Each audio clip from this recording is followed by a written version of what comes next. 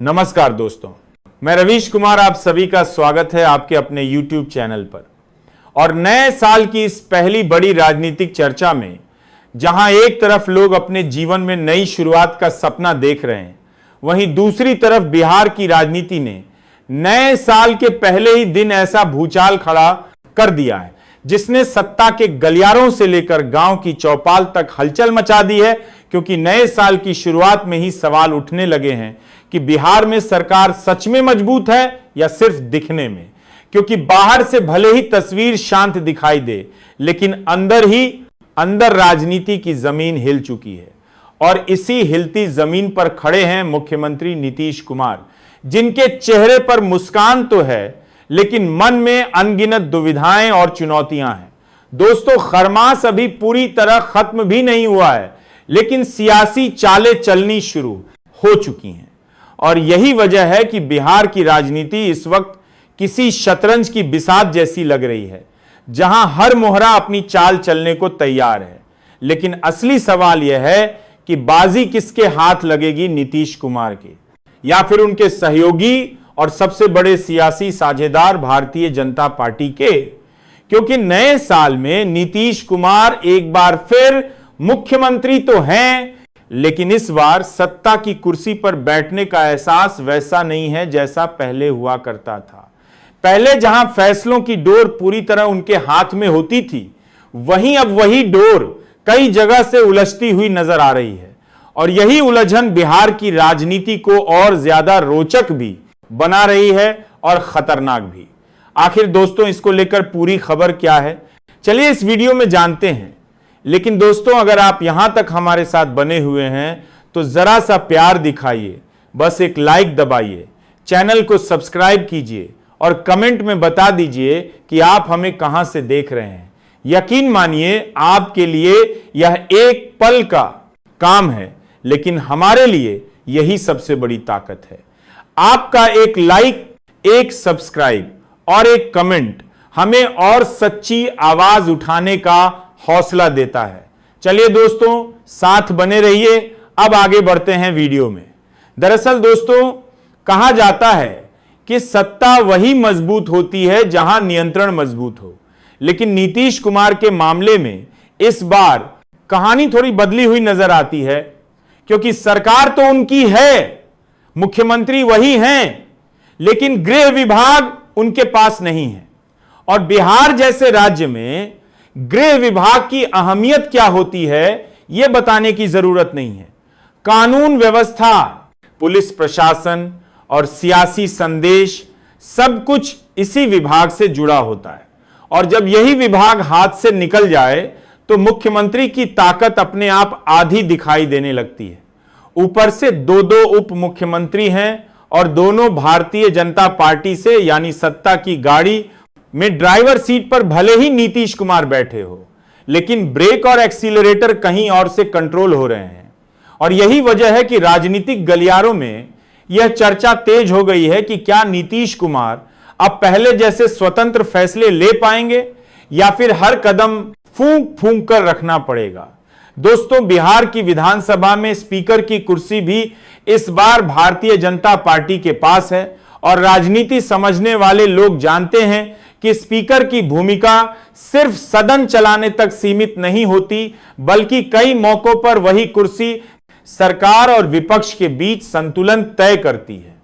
ऐसे में जब मुख्यमंत्री, गृह विभाग, उप मुख्यमंत्री और स्पीकर की कुर्सी, इन सबका समीकरण देखा जाए तो साफ नजर आता है कि नीतीश कुमार के सामने चुनौतियों का पहाड़ खड़ा है। और यह चुनौतियां सिर्फ सरकार चलाने तक सीमित नहीं है, बल्कि पार्टी को संभालना भी उतना ही मुश्किल होता जा रहा है। क्योंकि जनता दल यूनाइटेड के संगठन पर नीतीश कुमार की पकड़ पहले जैसी मजबूत नहीं रह गई है। पार्टी के भीतर से ही आवाजें उठने लगी हैं और सबसे बड़ी आवाज है निशांत कुमार को आगे लाने की। पार्टी के कई नेता और समर्थक चाहते हैं कि नीतीश कुमार अपने बेटे निशांत को राजनीति में सक्रिय रूप से उतारे, ताकि भविष्य की कमान उन्हीं के हाथ में दी जा सके। लेकिन यहीं पर नीतीश कुमार की दुविधा और गहरी हो जाती है, क्योंकि एक तरफ परिवार और उत्तराधिकारी की राजनीति का दबाव है, तो दूसरी तरफ पार्टी की छवि और सहयोगी दलों की राजनीति, और भारतीय जनता पार्टी इस पूरे घटनाक्रम को बहुत ध्यान से देख रही है। बल्कि यह कहना गलत नहीं होगा कि भारतीय जनता पार्टी इस स्थिति को अपने लिए एक अवसर की तरह देख रही है, क्योंकि अगर नीतीश कुमार संगठन में कमजोर पड़ते हैं तो सत्ता की बिसात पर नए समीकरण बन सकते हैं। और यही वजह है कि बिहार की राजनीति में नए साल के साथ ही सवालों की बाढ़ आ चुकी है। क्या नीतीश कुमार अपनी पार्टी और सरकार दोनों को एक साथ संभाल पाएंगे, या फिर यह साल उनके लिए सबसे बड़ी परीक्षा साबित होगा? और इसी परीक्षा की कहानी अब हम बताने वाले हैं और गहराई से समझने वाले हैं, क्योंकि अभी तो यह सिर्फ शुरुआत है, असली खेल तो अभी बाकी है। इसलिए दोस्तों वीडियो को पूरा देखकर ही जाइएगा। तो दोस्तों, अगर अभी तक आपने यह महसूस किया कि सत्ता की कुर्सी पर बैठे नीतीश कुमार के पैरों तले जमीन खिसक रही है, तो अब आपको समझ आएगा कि यह जमीन सिर्फ सरकार की वजह से नहीं, बल्कि संगठन की अंदरूनी कमजोरियों और सहयोगियों की त्वाकांक्षाओं की वजह से भी धड़क रही है। क्योंकि बिहार की राजनीति में अक्सर कहा जाता है कि सरकार गिरती नहीं है, सरकार को गिराया जाता है, और इस गिराने की प्रक्रिया की शुरुआत हमेशा पार्टी के अंदर से होती है। जनता दल यूनाइटेड की बात करें तो बाहर से पार्टी एकजुट दिखाने की कोशिश जरूर हो रही है, लेकिन अंदर खाने हालात कुछ और ही कहानी बयां कर रहे हैं। जगर मिला काजीवी नीतीश कुमार भले ही पार्टी के सबसे बड़े चेहरे हो, लेकिन संगठन की रोजमर्रा की गतिविधियों में उनकी सीधी मौजूदगी अब पहले जैसी नहीं दिखती। संजय झा और ललन सिंह जैसे नेता अक्सर दिल्ली के दरबार में ज्यादा सक्रिय नजर आते हैं, पटना में उनकी मौजूदगी कम होती जाते हैं रही है, और यही दूरी धीरे धीरे पार्टी कार्यकर्ताओं के बीच असमंजस पैदा कर रही है। कार्यकर्ताओं को समझ नहीं आ रहा कि असली फैसला पटना में होता है या दिल्ली में, और जब किसी पार्टी में यह सवाल उठने लगे तो समझ लीजिए कि संगठन की जड़ें कमजोर होने लगती हैं। नीतीश कुमार इस सच्चाई को अच्छी तरह समझते हैं, लेकिन फिलहाल उनके पास विकल्प बहुत सीमित हैं, क्योंकि अगर वो इन नेताओं को किनारे करते हैं तो पार्टी टूटने का खतरा है, और अगर इन्हें साथ लेकर चलते हैं तो खुद कमजोर दिखने का खतरा, यानी हर रास्ता जोखिम से भरा हुआ है। दोस्तों, इसी बीच राज्यसभा की राजनीति ने बिहार की सियासत में एक और तूफान खड़ा कर दिया है, क्योंकि इस साल राज्यसभा की कुछ सीटें खाली होने वाली हैं, और इन सीटों पर दावेदारी सिर्फ जनता दल यूनाइटेड और भारतीय जनता पार्टी तक सीमित नहीं है, बल्कि एनडीए के भीतर मौजूद हर दल अपनी हिस्सेदारी चाहता है। फिलहाल जिन 2 सीटों पर जनता दल यूनाइटेड का कब्जा है, उनमें एक सीट हरिवंश नारायण सिंह की है और दूसरी सीट रामनाथ ठाकुर की। नीतीश कुमार चाहते हैं कि यह दोनों सीटें फिर से उनकी पार्टी के पास ही रहे, ताकि राज्यसभा में उनकी ताकत बरकरार रहे। लेकिन भारतीय जनता पार्टी भी अपने नेताओं को राज्यसभा भेजने की पूरी तैयारी में है, क्योंकि केंद्र की राजनीति में हर एक संख्या का अपना महत्व होता है, और यहीं से शुरू होती है सहयोगियों की बेचैनी। चिराग पासवान अपनी मां को राज्यसभा भेजना चाहते हैं, जीतन राम मांझी अपने बेटे के लिए टिकट चाहते हैं, और बीडीओ के बादा पासवान अपने बेटे के लिए टिकट चाहते हैं। उपेंद्र कुशवाहा खुद राज्यसभा जाने का सपना देख रहे हैं। यानी एनडीए की थाली में सीटें कम हैं और खाने वाले ज्यादा। ऐसे में टकराव होना तय है।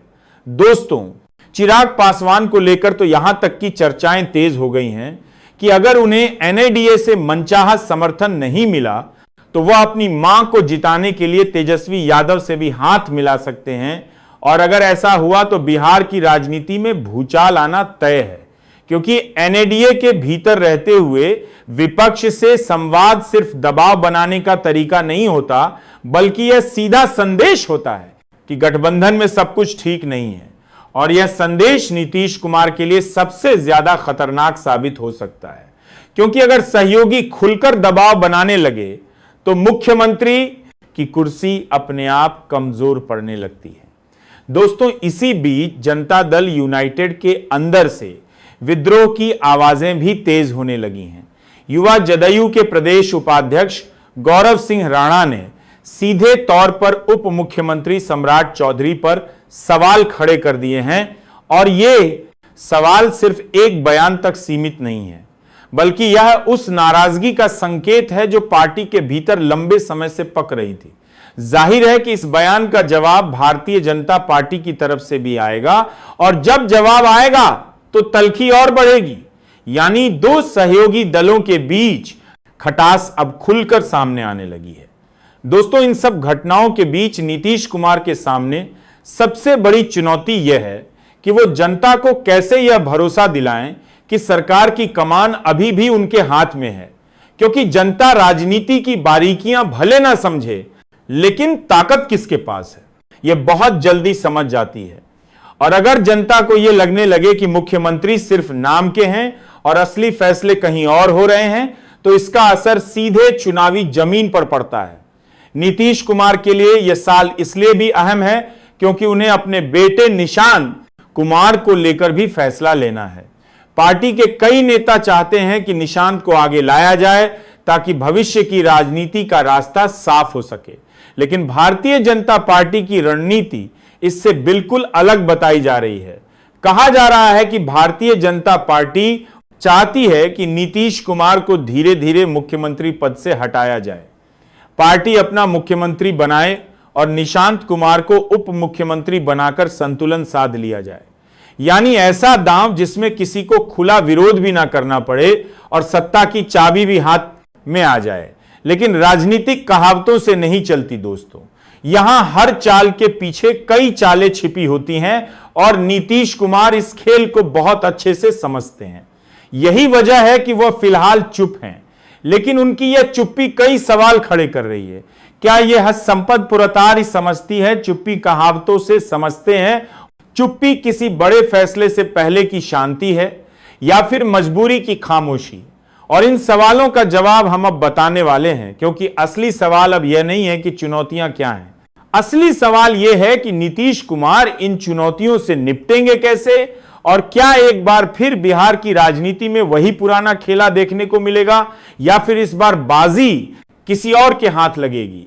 तो दोस्तों, अब बात उस मोड़ पर आ चुकी है जहां बिहार की राजनीति सिर्फ अफवाहों, कयासों और बयानों तक सीमित नहीं रह जाती, बल्कि सत्ता की कुर्सी और भविष्य की दिशा तय करने वाले फैसलों की आहट साफ सुनाई देने लगती है।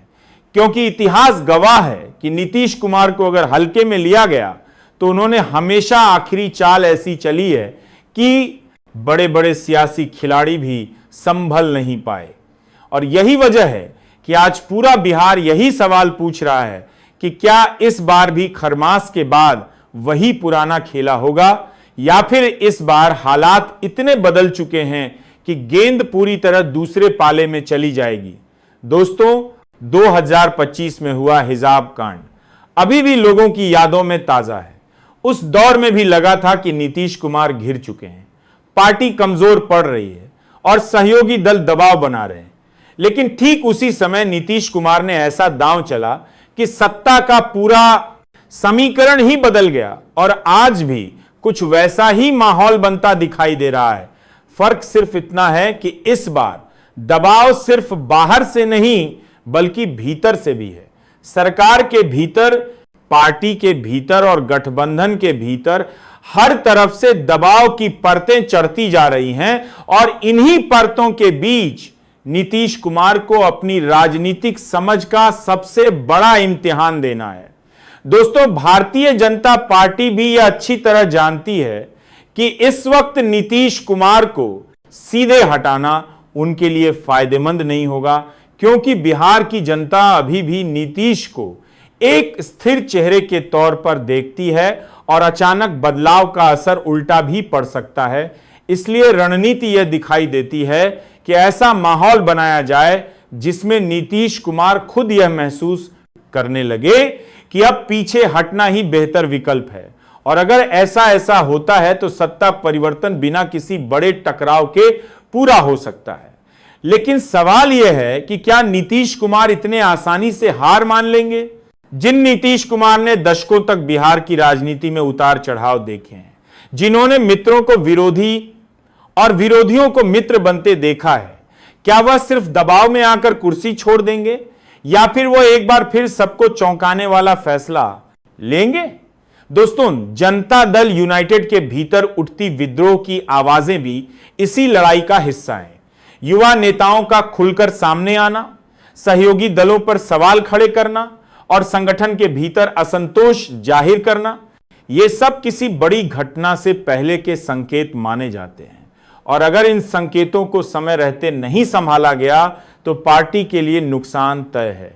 लेकिन नीतीश कुमार की सबसे बड़ी ताकत हमेशा यही रही है कि वह सही वक्त पर सही लोगों को सही संदेश देने में माहिर रहे हैं और यही वजह है कि अभी भी उनके समर्थक उम्मीद लगाए बैठे हैं कि वह कोई ऐसा कदम उठाएंगे जिससे ना सिर्फ पार्टी मजबूत होगी बल्कि सरकार पर उनका नियंत्रण भी फिर से साफ दिखाई देगा। दोस्तों, राज्यसभा की सीटों को लेकर चल रही रस्साकशी भी आने वाले दिनों में बड़े फैसलों का कारण बन सकती है, क्योंकि अगर इन सीटों पर समझौता नहीं हुआ तो एनडीए के भीतर दरार और गहरी हो सकती है और यही दरार विपक्ष के लिए सबसे बड़ा मौका बन जाएगी। तेजस्वी यादव पहले से ही इस मौके की तलाश में हैं और अगर एनडीए के भीतर असंतोष खुलकर सामने आया तो बिहार की राजनीति एक बार फिर नई दिशा में मुड़ सकती है और यही वजह है कि आने वाले कुछ महीने बिहार की राजनीति के लिए बेहद अहम माने जा रहे हैं। दोस्तों, अब सवाल सिर्फ यह नहीं है कि नीतीश कुमार मुख्यमंत्री बने रहेंगे या नहीं, असली सवाल यह है कि बिहार की राजनीति किस रास्ते पर जाएगी, स्थिरता के रास्ते पर या फिर एक और बड़े सियासी तूफान की ओर। और इसका जवाब सिर्फ एक व्यक्ति नहीं बल्कि पूरे गठबंधन की सोच और रणनीति पर निर्भर करेगा। लेकिन अगर इतिहास से कुछ सीखने की बात की जाए तो इतना तय है कि बिहार में जब भी लोग खेल खत्म मान लेते हैं वहीं से असली खेल शुरू होता है और शायद इस बार भी कुछ ऐसा ही देखने को मिले। दोस्तों, आप क्या सोचते हैं? क्या नीतीश कुमार एक बार फिर सभी समीकरणों को पलटने में कामयाब होंगे या फिर इस बार सत्ता की बाजी किसी और के नाम लिखी जा चुकी है?